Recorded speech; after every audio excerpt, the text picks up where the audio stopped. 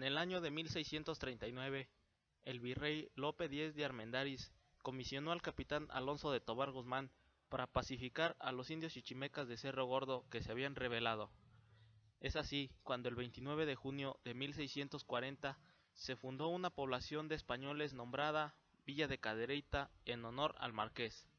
Meses más tarde, el 16 de febrero de 1941, el virrey Marqués de Villena confirmó la fundación de este lugar, quedando desde entonces con el nombre Villa de Cadereyta.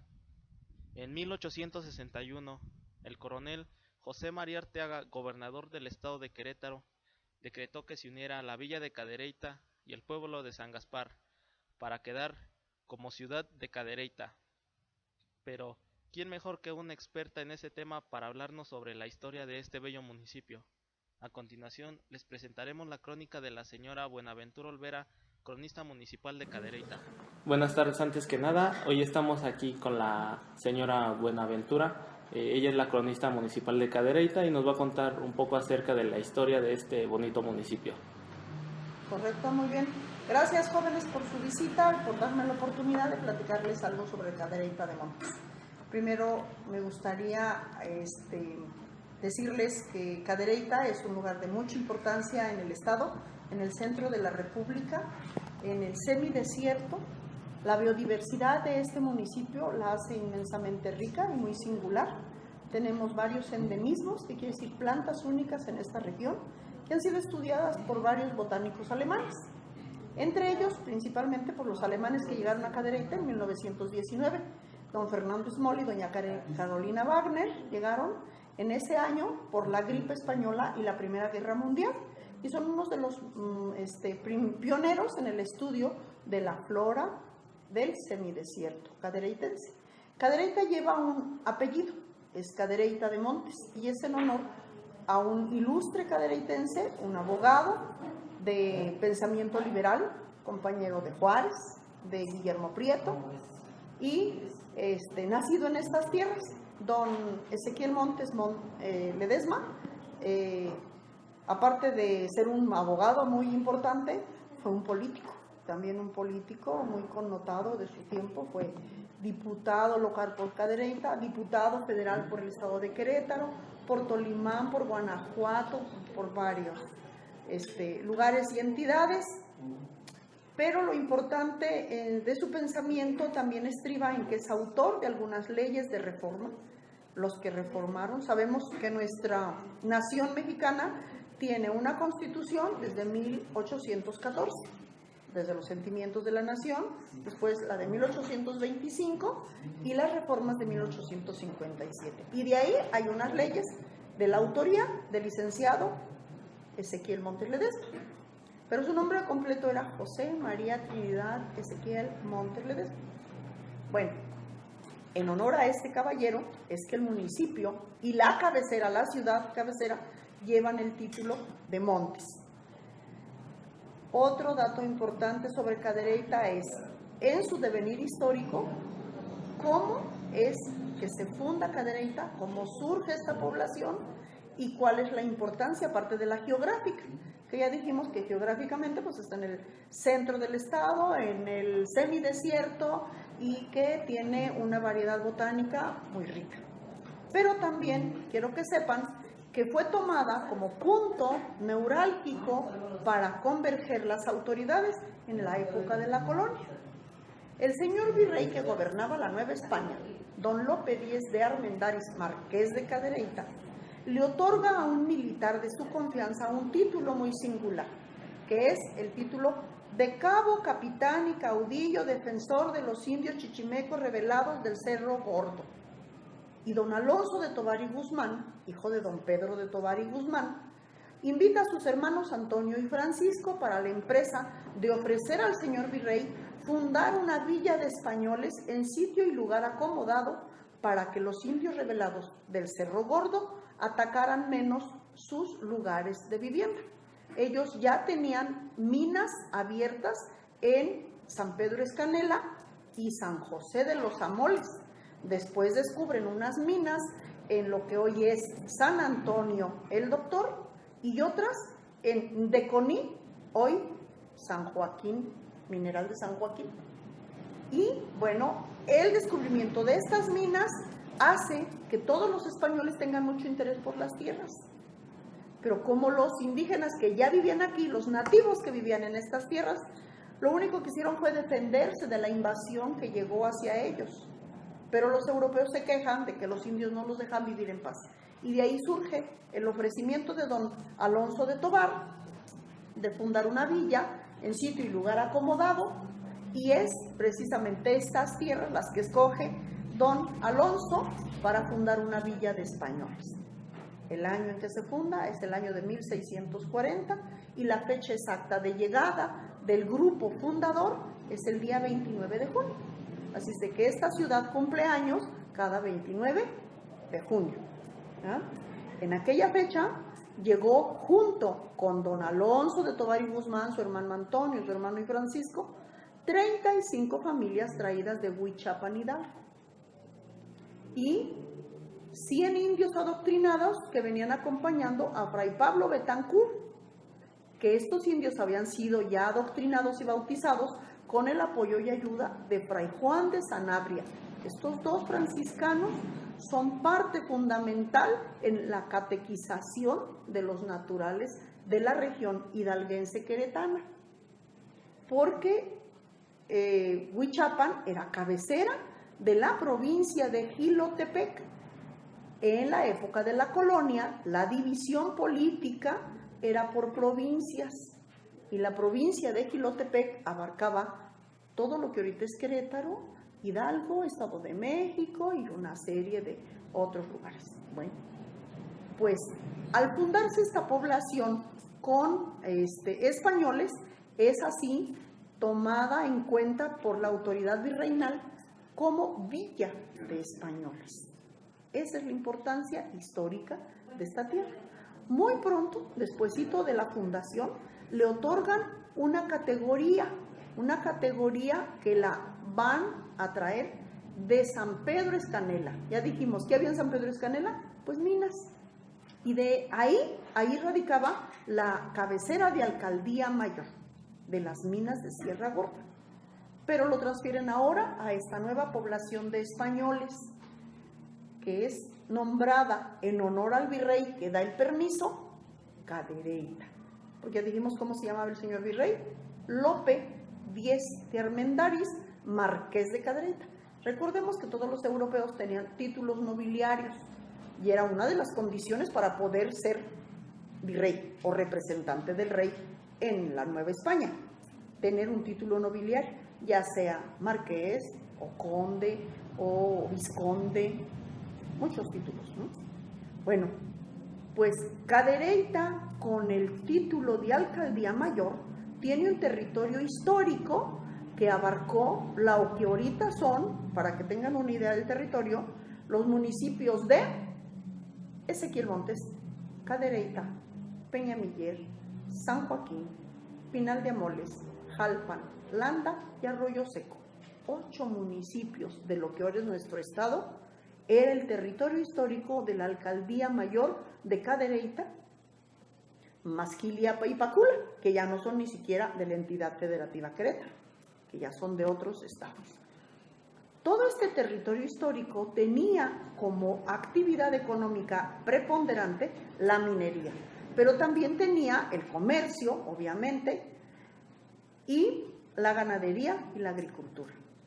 En lo que es la cabecera, obviamente que tuvo esa actividad un poco más deprimida que en el resto de su territorio histórico. ¿Por qué en la cabecera? Porque estamos en el semidesierto. Y aquí no podían tener ganado estabulado porque ¿de dónde le sacabas pastura? ¿De dónde le sacabas más agua? El azote o el castigo o el flagelo de la población cadereytense siempre ha sido la escasez del vital líquido, el agua.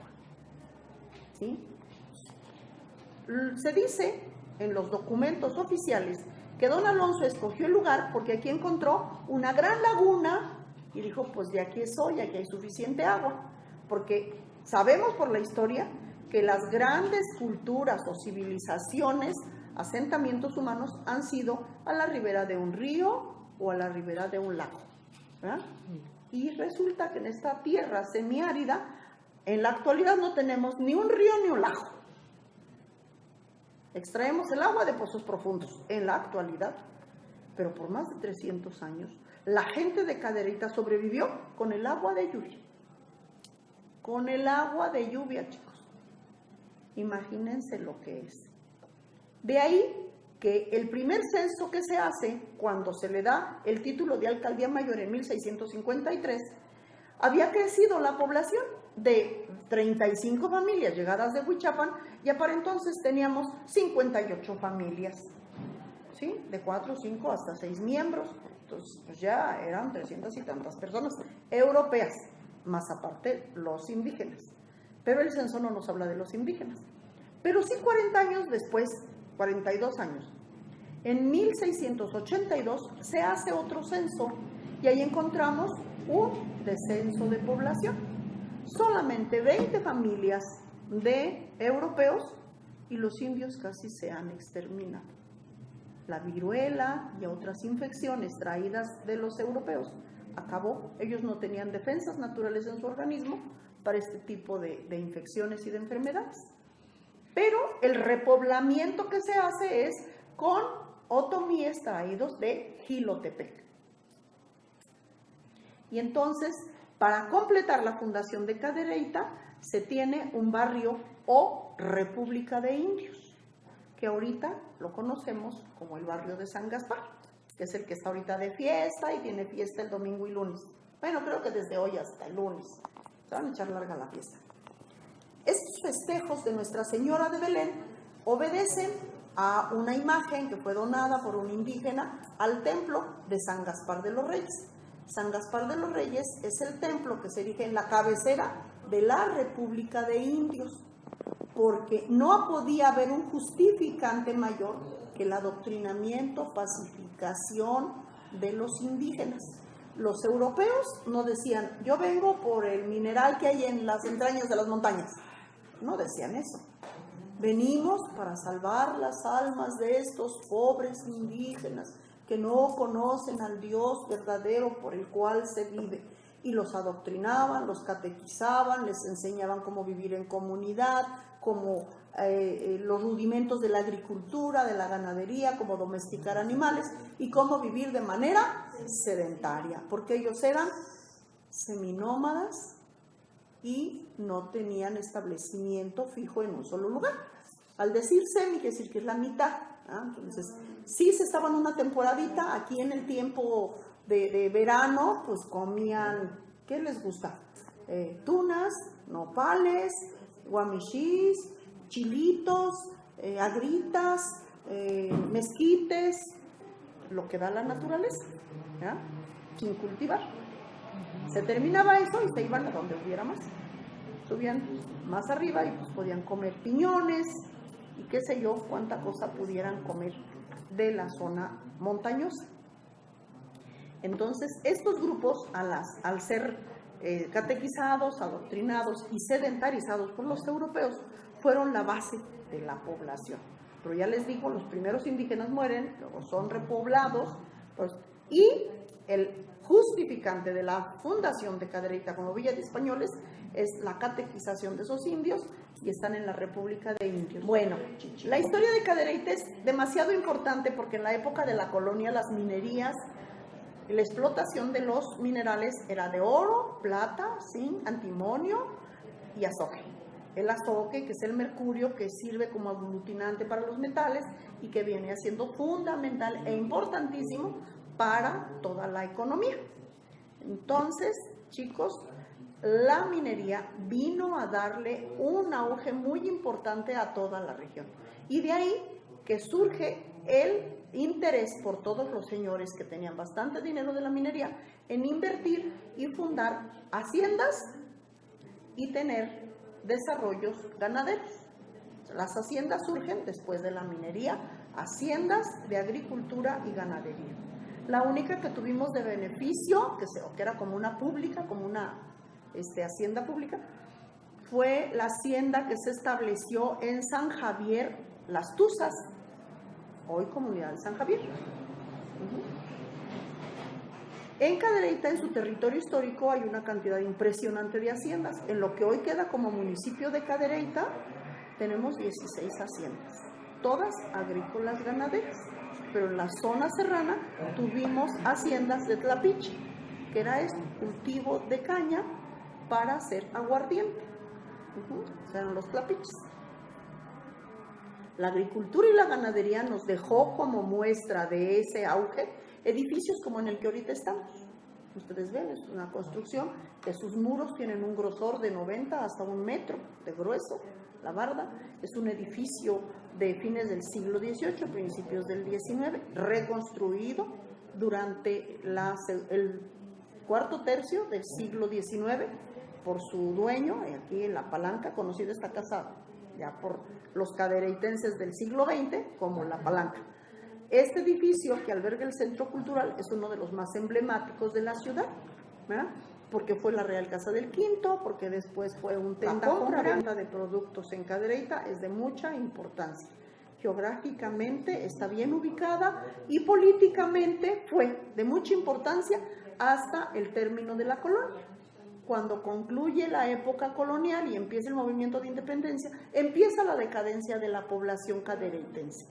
¿Por qué? Porque recordemos que era una ciudad de españoles. Y la guerra, vamos a llamarle así, el movimiento armado, movimiento de independencia, fue contra los españoles. Los primeros mártires son de esta tierra. El señor Lizundia, no lo alcanzan a fusilar, muere de pulmonía, porque lo traían en condiciones infrahumanas de Tequisquiapan, que se había ido a esconder a Tequis, y lo trajeron de Tequis para acá para fusilar a los independentistas, y resulta ser que se les murió antes. Entonces, en total indefensión, es uno de los primeros mártires del movimiento de independencia. Porque tenemos que ser objetivos, no es solamente contar la historia e irnos de lado de que los nativos y los criollos y los mestizos tenían derecho a su libertad, pero también los europeos fueron masacrados, fueron acabados, también eran seres humanos que habían contribuido al desarrollo de esta nación, ¿verdad? Bueno, el movimiento de independencia dura 11 años y eso le vale a Cadereyta su decadencia. En la agricultura, en la ganadería, en la minería, las casas quedan solas, el pueblo casi queda aniquilado como un pueblo fantasma. Y eso es que a la mitad del siglo XIX nos visite de manera forzada don Guillermo Prieto, uno de los grandes liberales, periodistas y políticos de la época de Juárez y amigo también de don Ezequiel Montes. Él nos visita por orden suprema. Antonio López de Santa Anna gobernó a México 11 veces y en la última ocasión, en su 11ª ocasión que fue presidente, ordena el destierro de varios políticos, entre ellos don Guillermo Prieto, que había hecho algunas crónicas en sátira criticándolo porque él se había hecho nombrar Alteza Serenísima. Y lo destierran a Cadereyta y le dicen: te vas a ir a Cadereyta, a donde morirás de hambre y de sed. Y llega aquí en 1853 creyendo que de verdad aquí va a encontrar la muerte, pero se encuentra con una ciudad muriéndose, sí, pero con grandes construcciones, con gente muy culta, muy docta, muy preparada, con una estructura organizacional importante en cuanto a comercio, en cuanto a administración. Pues Cadereyta tenía la cárcel real y hasta la cárcel real venían todos los que tenían algo que ver con la justicia y habían infringido nuestras leyes, y estuvo aquí en donde está la presidencia, a un lado la cárcel real, por más de 300 años. Y en Cadereyta estaba la aduana, y en Cadereyta estaba el estanco del tabaco, y en Cadereyta estaba también lo que venía siendo Hacienda o el timbre, el pago de impuestos al gobierno, ¿sí? Que las leyes de reforma después van a modificar, ¿verdad? Entonces Cadereyta es considerado como un pueblo que se está muriendo, pero finalmente resurge como el ave fénix de sus cenizas. Y vuelve Cadereyta por sus fueros en la época del Porfiriato, cuando resurgen otra vez las haciendas, se agrupan los rancheros y surgen y se elevan a la categoría de hacendados. Nuevamente resurgen las haciendas de Cadereyta, las cuales tienen un tiempo de vida bastante corto, porque en 1910 Sabemos todos que empezamos otra guerra armada entre nosotros mismos, buscando el sufragio no reelección en cuestión política, buscando el reparto de tierras en el movimiento agrario y el grito de guerra de Zapata, que era la tierra es de quién, la trabaja, ¿verdad? Entonces esto le vale a Cadereyta la fracción de sus haciendas y dejan de producir otra vez y otra vez vamos para abajo. Y empieza Cadereyta a tener una decadencia tremenda porque ahora ya no está la minería, que por último la habían explotado los hermanos Braniff, que son los que compran el portal grande de aquí del centro de Cadereyta. Ellos han explotado la minería por último y le dan un poco de auge a Cadereyta, pero ya para el siglo XX ya no hay casi minería. Los hermanos Braniff, se queda solamente don Guillermo Braniff explotando la mina de La Negra en Maconí, porque ya la de San Juan Nepomuceno en el Doctor había decaído mucho en su beta, en su riqueza. Entonces ya no tenemos toda esa riqueza mineral y lo que sí tenemos es una gran población con hambre, con poca comunicación, una población con no es más que caminos de herradura, y es una decadencia tremenda. La mitad del siglo XX fue terrible para Cadereyta. Otra vez, en 1919 tenemos la gripe española, que son cuando llegaron los alemanes que les comenté al inicio. Pero ¿saben qué levanta a Cadereyta finalmente? Es la conexión de la carretera hasta 1958-59, 60-63 se termina la carretera San Juan del Río Gilitla, que viene desde México, atraviesa por San Juan del Río, Tequisquiapan, Cadereyta y va hasta Gilitla, San Luis Potosí y atraviesa a lo largo todo el estado de Querétaro. Hasta entonces resurge porque empiezan estas vías de comunicación a darle un poquito de viento, de aire, de movimiento a la gente que aquí había quedado. Aquí habían quedado algunos artesanos, que quiero platicarles de dónde salieron toda esta pleyade de artesanos que llegaron a Cadereyta. Pues llegaron con don Pedro de Rojas. Don Pedro de Rojas fue el artífice y el retablista que construye el retablo principal de nuestro templo parroquial de San Pedro y San Pablo. Don Pedro de Rojas trajo talladores, ebanistas, carpinteros, pintores, doradores, escultores, ¿sí? Que muchos no se fueron de Cadereyta, se quedaron a vivir aquí. Y ese grupo de, vamos a llamarle artistas y de artesanos, junto con los alfareros de la zona, de la cabecera de Indios, de la República de Indios, donde se hacía la alfarería rústica, básica y fundamental. Y los músicos, porque tenemos ahí tradición musical, ¿verdad? Todos estos oficios, más los del comercio, la herrería, hacen que sobreviva Cadereyta durante este periodo trágico y difícil de la economía. Y resurge Cadereyta en el 62-63 y para el 70 ya tenemos un Cadereyta pujante, nuevo, renovado, no, muy metido a la modernidad. Y en el 71 empieza Cadereyta con un sistema nuevo, aparentemente nuevo, pero ya muy viejo en la historia de la humanidad, para agilizar su comercio, que se llama feria. La feria anual que surge en 1971. ¿Sí? Ahí empieza un sistema de exposición de mercadería, de venta, de oferta y de compra de cosas nuevas. Entonces las ferias fueron inventadas del tiempo medieval para agilizar venta y compra, o sea, para agilizar el comercio. Bueno, pues una vez que entendieron los cadereytenses cómo está conformada este rompecabezas de la economía cadereytense y salieron, porque ya hubo más caminos vecinales y la carretera y podemos ir a México, porque quiero que sepan que cuando llegó el tren a Querétaro, en la época del Porfiriato, solamente llegó hasta Tequisquiapan, que se llama Estación Bernal, no llegó hasta Cadereyta, por cuestiones políticas, eso sí me lo sé. Si hubiera llegado el tren hasta acá, otro gallo nos canta, hubiera sido diferente el desarrollo económico. Por eso San Juan del Río y Tequisquiapan y la zona sur tienen otro desarrollo, porque les llegó el movimiento que se llama comunicación. Entonces, Cadereyta resurge, les repito, a partir de este movimiento pensado para la economía que se llama feria y que mucha gente no lo visualiza así. Ahora sigue siendo importante, ya se los decía yo, porque han encontrado la riqueza de la flora del semidesierto. No es gratuito que Cadereyta tenga un jardín botánico que pertenece a una red de jardines botánicos de todo el mundo, ¿sí? Y que haya tenido la presidencia internacional de esos jardines botánicos y que haya ido a exponer hasta Alemania, ¿verdad? Eso no es fortuito ni gratuito, ha sido parte de una investigación, de un trabajo, de una conservación. El Consejo de Ciencia y Tecnología es quien atiende este jardín botánico, a quien le debemos muchas de las bondades que ya nuestros antepasados utilizaban de manera empírica y que ahora ya sabemos cuál es su funcionamiento científico, que ahora tenemos shampoos, cremas, pomadas, tinturas y un montón de cosas de la vegetación del semidesierto. Entonces, es parte importante para su historia. No dejen de recorrer nuestros templos, que son la muestra de la riqueza de la minería, nuestras casas y casonas, plazas y calles, ¿sí? Y no dejen de recorrer el jardín botánico y el invernadero de los alemanes. Eso es parte importante. No dejen de recorrer la sala del Cabildo para que se enteren qué cantidad de presidentes hemos tenido y de qué tipo.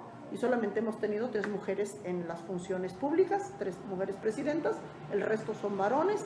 El mundo, ya sabemos, lo tienen acaparado y dominado los hombres, pero las mujeres, aguas, vamos rápido invadiendo el terreno, ¿verdad?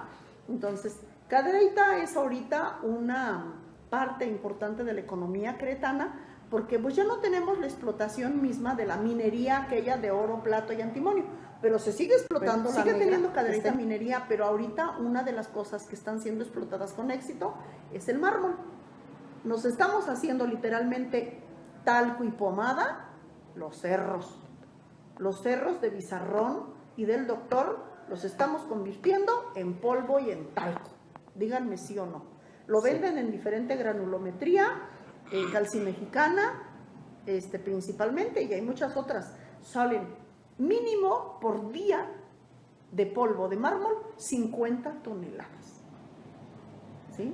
Y este es dato de hace 2-3 años, o sea, a lo mejor ahorita ya creció o a lo mejor decreció, no les sé decir, pero es cosa de que ustedes vayan y filmen también y hagan entrevistas de lo que es la industria y el polo de desarrollo de cada. Con esto termino, muchachos, ya les hice la relatoría bastante larga, pero para saber de la historia de Cadereyta necesitaríamos días completos, horas enteras, para hablar de sus glorias, para hablar de sus quebrantos, para hablar de sus personajes, para hablar de sus edificaciones y para hablar de su gobierno. Y me da mucho gusto, es más, platicar, porque yo siento un legítimo orgullo de Cadereyta, porque ha sabido surgir de momentos muy, muy duros, muy difíciles, y sigue siendo un lugar hermosísimo donde vivir. Pareciera que aquí nada pasa, nada sucede y todo ha pasado, ¿sí? Entonces, visiten Cadereyta con ojo crítico, visiten Cadereyta con no tenemos que creer en la tierra, no tenemos que creer en las construcciones, porque eso no es Cadereyta.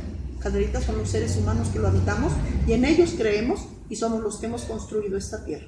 Eso es lo que tengo que decir de Cadereyta. Muchas gracias. Bueno, pues le agradecemos el tiempo que nos ha brindado, la historia de Cadereyta, que ha sido maravillosa, y esperamos algún día volver a entrevistarla.